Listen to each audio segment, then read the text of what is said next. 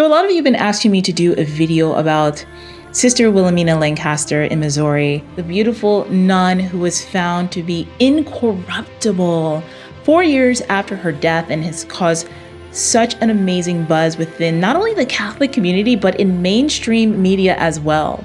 I gotta tell you, I'll be honest, this is a thing about our faith that I really enjoy, is that we're allowed to question things. I thought about, how do I take stuff like this and explain it to people who are not of our faith, who are kind of looking at this and okay, Catholics are so weird, what is this? But I thought that this is a great opportunity for us to kind of discuss this, why it's so important, why it's so beautiful, and just a little bit more about the sister herself. I found this article on the Daily Mail that I want to read to you, just about her life a little bit more and just give you some context. And then we're going to talk about the impact that this might have on so many people around the world. Before we get into that, go ahead and make sure that you subscribe to the channel right now.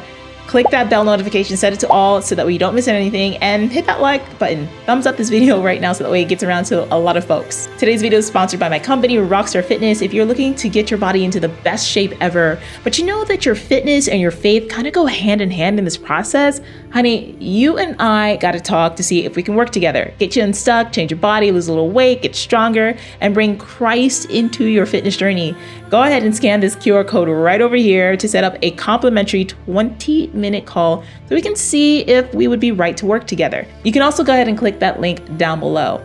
Support the channel right now. Support the ministry that we have going on here by joining as a member. You'll get exclusive access to private videos for members only, emojis that you can use in chat, and just a little bit more of a personal side to me and my faith journey, and the advice that I can share with all of you about how we can grow closer to Christ day after day. And you can stay into direct contact with me by joining my email list. Scan that QR code that you see right here on the screen, or click the link down below. Let's go ahead and get into this story. She had a vision of Jesus at 10 and survived a knife attack thanks to her homemade habit. Incredible life of Sister Wilhelmina, whose perfectly preserved remains, exhumed 4 years after her death, are being hailed a miracle. Guys, again, this is from the Daily Mail, and it's a big deal because it shines a positive light on our faith and talks about some things that we find important as Catholics. And I think that a secular site, a secular blog covering this is kind of a big deal. The incredible life story of Sister Wilhelmina Lancaster is in the spotlight after the Catholic nun's remains were exhumed with little sign of decay since her death in 2019. And what some believers say is a miraculous sign of holiness.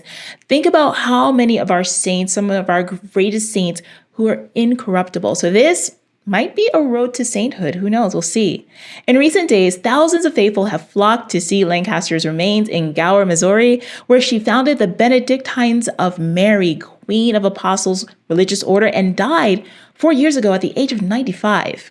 The nuns of the order say that Lancaster's body was being reinterred to make way for a construction project, and that they had only expected to find bones because she's been buried in a simple wooden coffin without any embalming. So that's where this big deal is coming in. So for those of you who are totally unaware about what happens with Catholicism and what we believe when we see incorruptible bodies, this is really important because, again, there's no embalming fluid and she was buried in a wooden box. So science will tell you that she should have decayed. She should have been just reduced to bones and dust, right? She wasn't, and that's the beauty in all this. Let's go ahead and get back into it.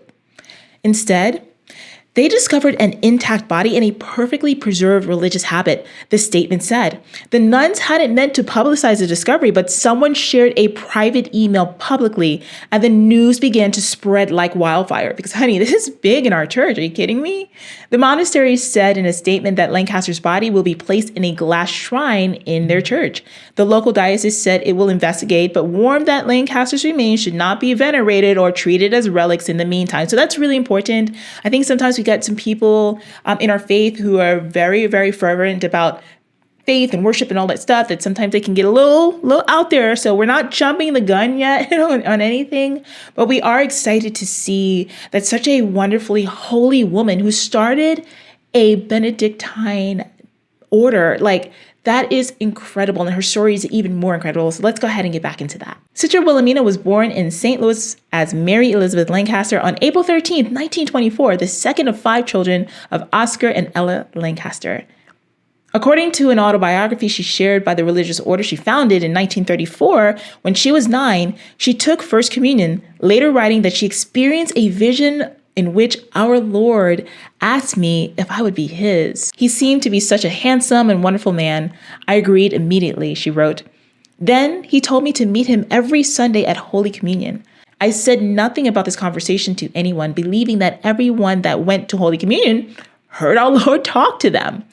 After this experience, her priest asked her if she had ever considered becoming a nun, and she jumped at the idea, writing a letter to the Oblate Sisters of Providence in Baltimore seeking to join when she was just 13. Could you imagine that? Like 13 years old, you already know that you're ready to dedicate your life to Jesus Christ. Like that is so amazing. 13, I was just trying to figure out how I can become a better ballerina or something crazy like that. Dear Mother Superior, the letter said, according to Catholic News Agency, I am a girl 13 years old and I would like to become a nun. I plan to come to your convent as soon as possible.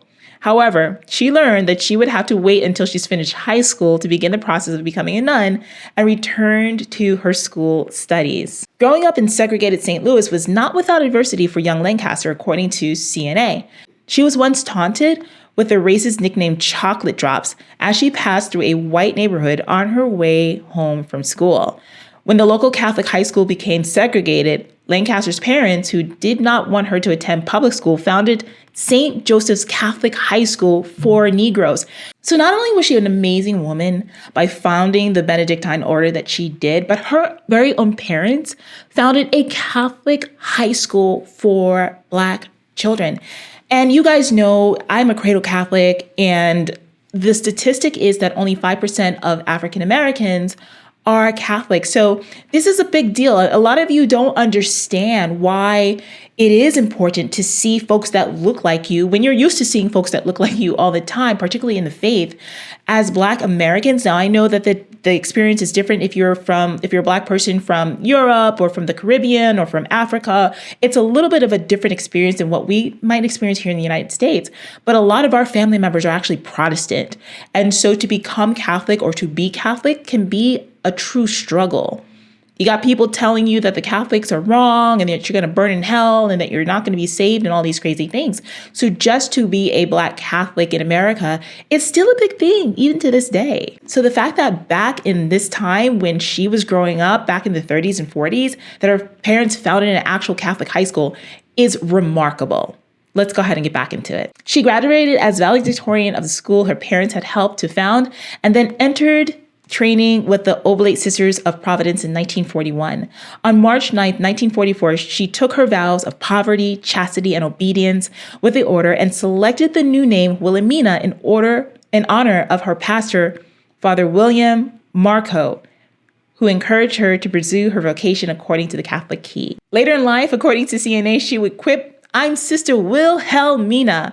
I have a hell of a will, and I mean it." I love her. She's such a great personality. Over her 50 years in the Oblate Sisters of Providence, Lancaster worked as a school teacher, archivist, and assisted in the Mount Providence Center of Music and General Culture. She fought hard to preserve the order's traditions, particularly the use of the full habit, even constructing one of her own when the sisters stopped producing them. She crafted parts of her homemade habit out of plastic bleach bottle. It may have saved her life when a troubled student threw a knife at her, which was deflected by the stiff, high-necked collar of the garment. Christ has been on this woman since she was a kid. No weapon that was going to form against her was going to prosper, honey. And one of the things that I really love about this is how she was really about preserving tradition. And a lot of the orders of sisters today, first of all, they're dwindling down, they're dying out. I'm going to do a story by the time this is posted. I already have put out the next story about an order in New York, the Sisters of Charity of St. Vincent de Paul, which has been around since like the last 200 years. It's closing its doors because they don't have enough sisters carrying on this tradition no one knew was coming into this religious order, and they're done. They're closing. A lot of the religious orders today have gone super woke back in the 1960s at the turn of the Vatican II, removing their habits and really looking to take on an image that was more like the world. And I've heard a lot of folks, even sisters themselves, question if this was a right decision. So the fact that she was so staunch about preserving tradition is so important and it's so beautiful. Let's go ahead and get back into it. I had no thought or desire of leaving my community in those days, but I was gung-ho for seeing it reformed. We had made a wrong turn, I said, and should go back, she later wrote. That's exactly what I'm talking about. See, even sisters themselves have been saying this. So it's not me. Don't get mad at me. A lot of them feel that some of the changes made were not for the best. In 1995, Sister Wilhelmina formally left the Oblate Sisters of Providence to found the Benedictines of Mary, Queen of Apostles, a strict contemplative order that follows the rules of Saint Benedict. To those who say that my leaving my old community to found a new one doesn't make sense, I reply that it's understandable only in the life of faith, she once wrote. When Lancaster's health was in decline in 2019, the novices in her order tended to her at her bedside, and one prayed in particular to witness a preparatory grace before her death. The novice's prayer was answered when, on the morning of January 10th, she went into Sister Wilhelmina's cell to find her smiling radiantly with a very pure and innocent expression, the order said in a newsletter. Lancaster had heard to exclaim, "Jesus, Jesus, he is the good shepherd. He wants everyone to go to heaven. He says everyone is supposed to go to heaven." When asked if she had seen the Lord, she answered, "Yes, I saw Jesus. Everyone in the world, everyone should go to heaven. Heaven, heaven, I want to go to heaven," the newsletter said. Lancaster died on May 29th, 2019, and was buried by hand on the ground of the convent.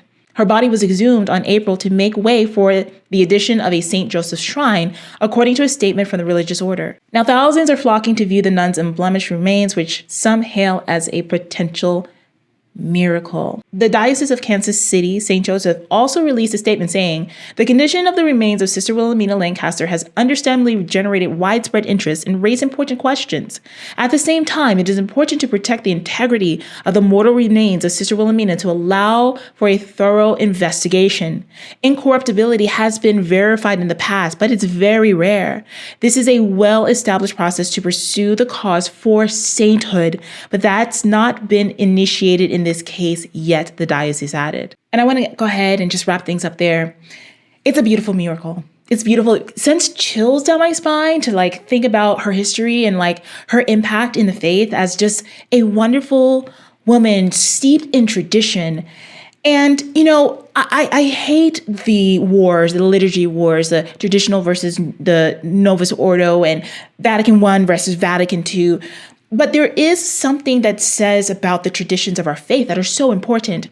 I saw video footage of people going in and looking at her body. And one of the things that really struck me was hearing and seeing the nuns doing the divine office in Latin, really doing the chants, or chanting it back and forth. And if you know anything about the divine office, there is a version that's chanted in Latin, and it is so beautiful.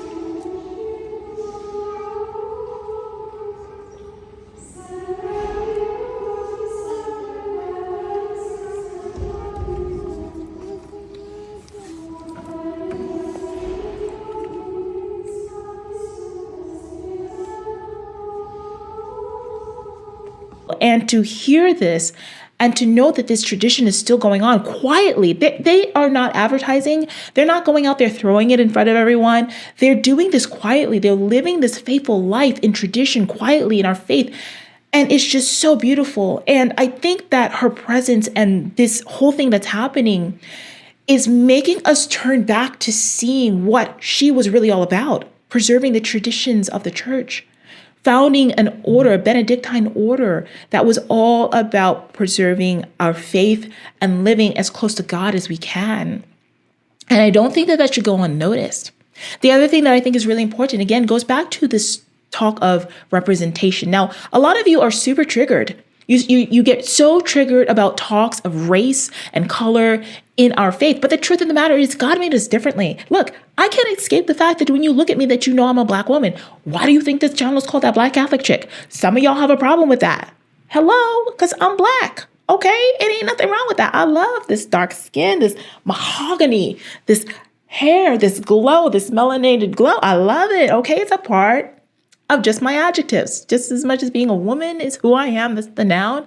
And I'm Catholic. Okay? So it's all good. And I think that's important. But here's the thing.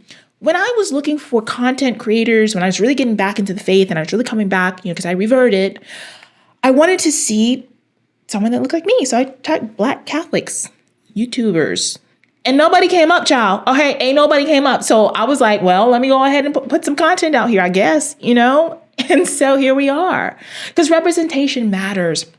Only 5% of Black people in the United States, Black Americans, let's get that corrected. Black Americans are Catholic, and there's a reason for it. There's a whole history behind that. But Catholicism is not exclusive to just anyone, and it is inclusive of all of us across the diaspora, across all cultures, okay? So I think that it's important to see someone like her, for those who are looking to convert, that want to see saints that represent who they are, that they can relate to in life, and I think that conversation should not go unnoticed. Stop being triggered about that, really, okay? So I feel I'm excited. I am in awe to see what happens next. There is a big rally here in the United States for the Vatican to go ahead and to elevate to sainthood, to canonize a number of African Americans who deserve to be recognized. And it would be amazing to see her among those people. It would be amazing to see her elevated to one of the most divine and holy and reverent places that any one of us can be as far as laity or religious order. So that's my thoughts. I think it's beautiful. I am in awe of the tradition. And I say, Sister Wilhelmina, pray for us. What are your thoughts? Go ahead and post them down below. I'm going to do a story, and it's probably not going to be released just yet once I get this video out, but I'm going to click it. By the time you see this, I'm going to click it and put it right over here, because we got to talk about what is going on with these sisters over here and why these convents are closing, honey. We got to talk about it. So go ahead and watch this next video right over here. I'll see you over there.